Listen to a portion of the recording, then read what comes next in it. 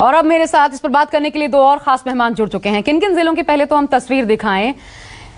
ये भी आश्चर्यजनक है क्योंकि हर जगह जहां जाइए वही हाल देखने को मिलता है, एक जैसी स्थिति। देखिए, अब जेडीयू के राष्ट्रीय प्रवक्ता केसी त्यागी जी का बयान भी सामने आ गया है। क्या कहा इस बड़े खुलासे पर उन्होंने संजय वर्मा के एक तो बयान पर खेद जताया, जिन्होंने कहा कि जनता ही अस्पतालों की बदहाली के लिए जिम्मेदार है, इस हालत के लिए जिम्मेदार है।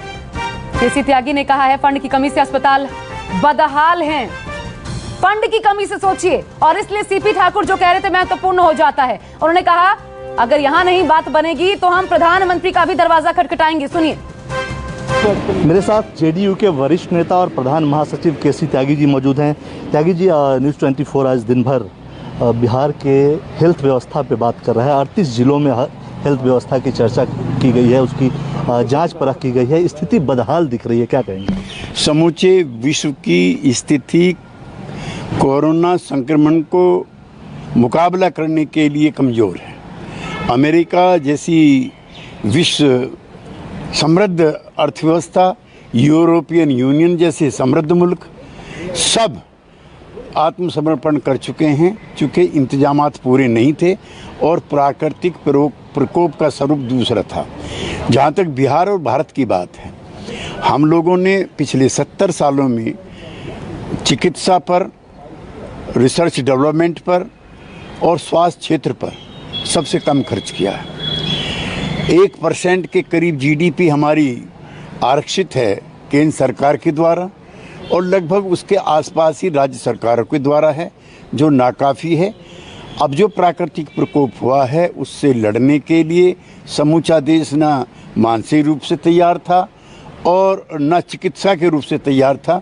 इसलिए इतनी कैजुअल्टी हुई, इसलिए इतना मैस हुआ, इसलिए इतनी निराशा हुई, इसलिए लगा कि जैसे सरकारी तौर पर किए गए प्रयास नाकाफ़ी हैं। हमें प्रसन्नता है कि केंद्र सरकार ने भी और बिहार सरकार ने भी इस घटनाक्रम से सबक लेकर के नई योजनाएं इस क्षेत्र की बनाई हैं और हम आपको आशा, यकीन, विश्वास दिलाना चाहते हैं कि आने वाला बिहार भी और भारत भी समृद्ध होगा, शक्तिशाली होगा इस तरह के प्रयोगों से लड़ने के। 15 साल से सर आपकी सरकार है, सुशासन बाबू की सरकार है, लेकिन 38 जिलों में सर इवन प्राथमिक स्वास्थ्य केंद्र भी ठीक नहीं है, उस पर क्या कहेंगे? मैं विस्तार से कह चुका कि समूचे देश में बिहार समेत जिस तरह से स्वास्थ्य पर खर्च किया जा सकता था उतना नहीं हो पाया है और अब समूचा देश, समूचा विश्व जगह है तो इसके अच्छे नतीजे निकले। क्या आपको लगता है कि इसके लिए सर जनता जिम्मेवार है? क्योंकि आपकी पार्टी के एक नेता कह रहे हैं संजय वर्मा कि इसके लिए जनता जिम्मेवार है, उनकी वजह से स्थितियां खराब हैं।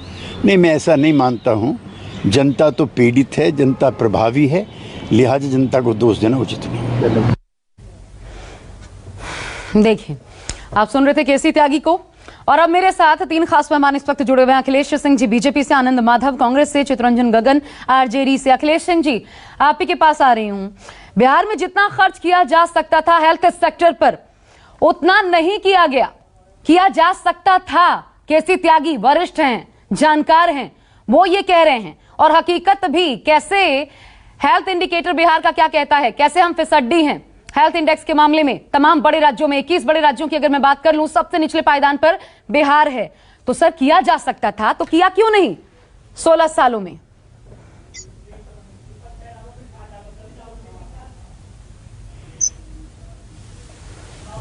मेरी आवाज आ रही है आपको? हाँ अखिलेश जी, आवाज आ रही है। जितना किया जा सकता था उससे ज्यादा किया गया है। अब रही बात आपके रिपोर्टिंग को, मैं देख रहा था पीएमसीएच में एक व्यक्ति पॉजिटिव खुलने लगा, सरकार के पक्ष में थोड़ा सा, तुरंत वहां से माइक हटा लिया गया। इसके रिपोर्टिंग 1 मिनट रुक जाइए। मैं समझ रहा हूं और मैं विश्वास करता हूं मुझे बोलने दिया जाएगा। मैं एक चीज कह लूं आपको पहले, अभी केसी त्यागी जी ने क्या कहा आपने सुना? वो वरिष्ठ हैं, उन्होंने कहा जितना किया जा सकता था नहीं किया गया। आप कह रहे हैं वो गलत कह रहे हैं। आप सुन सकती हैं, मैं सकता हूं, इसलिए मेरी बात मैं आपसे, आपने एक एपीएससी का को दिखाया, उसी सिवार में ऐसा होंगे जहां पर व्यवस्था होगी जो आपकी आवाज गड़बड़ है। मैं आपकी आवाज को ठीक करवाती हूँ, तुरंत आपके पास आती हूँ और पूरी बात आपकी सुनूंगी मैं। थोड़ी आपकी आवाज में दिक्कत है, मैं आ रही हूँ। अखिलेश जी, चितरंजन गगन जी, और आनंद माधव मेरे साथ जुड़े हुए हैं कांग्रेस से। लेकिन आनंद जी, पहले मैं आपके पास आ जाती हूँ जी। ये क्या है आनंद जी, जितना हो सकता था उतना हुआ नहीं, अब तक नहीं किया, लेकिन हालांकि उन्होंने 70 सालों का जिक्र किया, यानी कि ना आपकी सरकार ने और आपकी सरकार से तो उम्मीद ही लगता है कि छोड़ दिया जाए।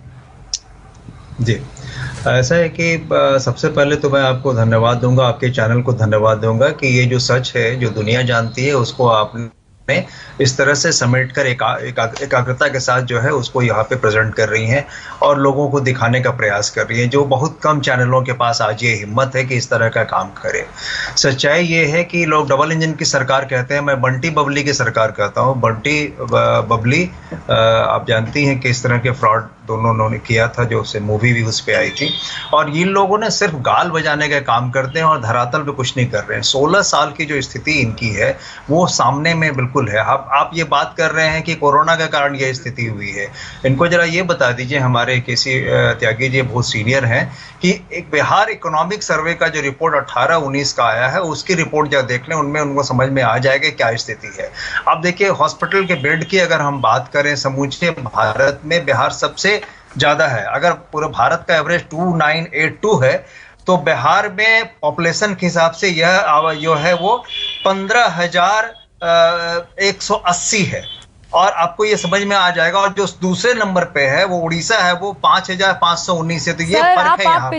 पिछले साल क्यों जाते हैं? अभी सस्टेनेबल ग्रोथ इंडेक्स देख लीजिए, 4 जून की रिपोर्ट है, उसमें 21 में से 20वां स्थान है जी। हर एक चीज में बिहार फिसड्डी है, सबसे पीछे। इसका कारण क्या है? सबसे बड़ी बात है कि यहाँ पे राजनीतिक इच्छा शक्ति की बहुत बड़ी कमी है। यहाँ सिर्फ और सिर्फ समय जो जाया होता है वो गाल बजाने में समय जाया जाता है, कुर्सी बचाने में समय जाता है, और जो वास्तव में जो विकास होना चाहिए, वास्तव में जो काम होना चाहिए। देखिए, बिल्डिंग बनाना बड़ी बात है, क्योंकि बिल्डिंग में आपने जैसे खुद ही कह दिया, मुझे कहने की जरूरत नहीं है कि उसमें कितने हिसाब किताब होते हैं, कितना खर्च और कितना क्या होता है, और कहाँ कहाँ क्या क्या हिस्सा जाता है। लेकिन एक अच्छा अस्पताल बनाना, दोनों में बहुत फर्क है। तो बिल्डिंग तो खड़ा किया जा सकता है, बिल्डिंग खड़ा कर रहे हैं। आज भी इन्होंने कई हजार करोड़ रुपए का जो बिल्डिंग का आज इन्होंने उद्घाटन किया है, तो उसके पीछे क्या मंशा है ये आप समझ सकते हैं कि किस तरह से ये सिर्फ बिल्डिंग पर बिल्डिंग बना रहे हैं, इंफ्रास्ट्रक्चर खड़ा कर रहे हैं। लेकिन जो वास्तव में हेल्थ इंफ्रास्ट्रक्चर खड़ना चाहिए, डॉक्टरों की कमी है। आपको एक जिले का उदाहरण देते हैं, जैसे आप बेगूसराय जिले की अगर बात करें, तो वहां पे जो स्वास्थ्य उपकरण की संख्या 5,558 होनी चाहिए, 558 होनी चाहिए, है 298। अब 298 के हिसाब से बात करें तो हर जगह कम से कम 2 एएनएम होना चाहिए। इसका मतलब यानी 584 एएनएम होना चाहिए, जिसकी संख्या मात्र 230 है। तो यहाँ हर चीज की कमी है, डॉक्टर की कमी है, नर्सों की कमी है, एएनएम की। मैं ये बताइए, ये आप एक जगह की बात कर रहे हैं ना, हर जगह ये हाल है। मैं जरा एक और जगह भोजपुर की भी तस्वीर दिखा दूं, फिर मेरा आपसे सवाल है। भोजपुर की तस्वीर दिखाइए, वहां पर देखिए स्वास्थ्य सेवा का हाल। आप एक जगह की गिनाएंगे, मैं 38 के 38 जिलों में हर एक की तस्वीर हमारे संवाददाताओं ने हमें भेजी है, वहां की भी दिखवा देते हैं पहले।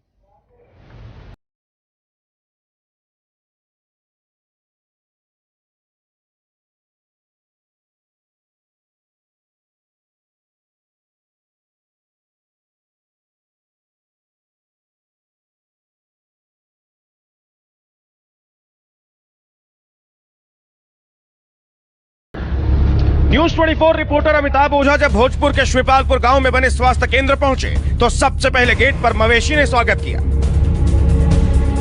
अंदर पहुंचे तो स्वास्थ्य केंद्र की जर्जर इमारत भी चौंक गई, ये सोचकर कि जब डॉक्टर साहब यहाँ आते ही नहीं तो पता नहीं ये लोग कैसे पहुंच गए।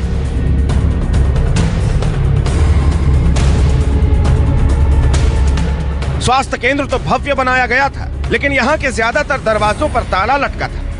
कहीं ताला खुला भी था तो अंदर धूल फांकते हॉस्पिटल बेड और खराब पड़े उपकरण दिख रहे थे।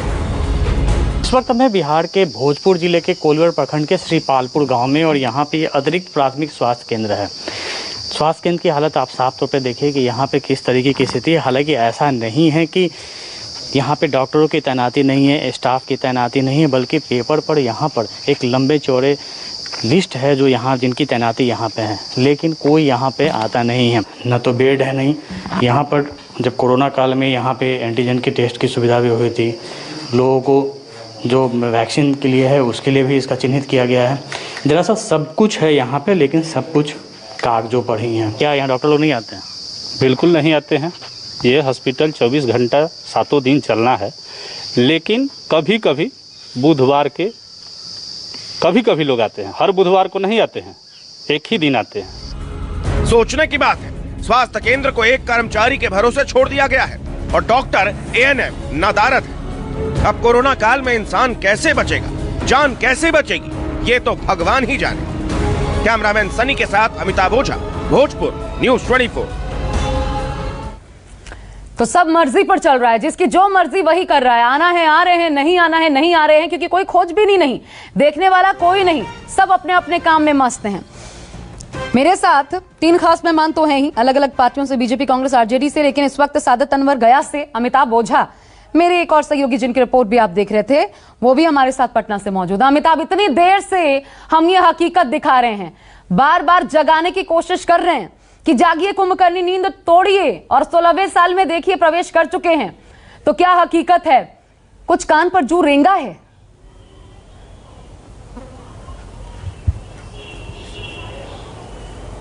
देखिए, बिल्कुल जिस तरीके से हम लोग तस्वीरें दिखा रहे हैं, जो हकीकत दिखा रहे हैं, आज तक कोई सरकार मानने को नहीं तैयार थी, लेकिन हम सबूत के साथ दिखा रहे हैं। हम वो तस्वीरें दिखा रहे हैं जिन्हों देखकर हम खुद वहां जाकर हैरत में पड़ गए थे कि पटना में बैठ के हम लोग बड़ी बड़ी बातें करते हैं। जो प्राथमिक स्वास्थ्य केंद्र है, देखिए कोरोना काल में एक बात भी साफ हो गया था कि जो इसमें टाइमिंग का काफ़ी ज़्यादा इंपॉर्टेंट था कि टाइमिंग से अगर इलाज शुरू हो जाए तो पेशेंट की मौत नहीं होती है। लेकिन कई जिले हैं जहाँ एम्बुलेंस के अभाव में प्राथमिक स्वास्थ्य केंद्र पर सुविधा होती तो उन लोगों की मौत नहीं होती। जहानाबाद की तस्वीरें हमने दिखाई थी, वहां पे एक गांव में 24 लोगों की मौत हुई थी, और उस गांव के जो अस्पताल थे वो बिल्डिंग बने हुए 2015 में बिल्डिंग बने थे, और आज तक उसका उद्घाटन का बाट जो रहा है। तो लगातार अभी हमने जब खबरें दिखाई हैं तो जीतन राम मांझी जो तत्कालीन मुख्यमंत्री थे और जिन्होंने उस बिल्डिंग का शिलान्यास किया था, वो उनकी तरफ से प्रतिक्रिया आई थी कि वो उनके मंत्री, उनके बेटे जो अभी मंत्री हैं बिहार सरकार में और जहानाबाद के प्रभारी मंत्री भी हैं संतोष सुमन, उनके तरफ से कहा गया कि 1 सप्ताह में वो इस अस्पताल को चालू करवाएंगे। तो अब जो है, अब शायद आंखें खुल रही हैं सरकार की तरफ से।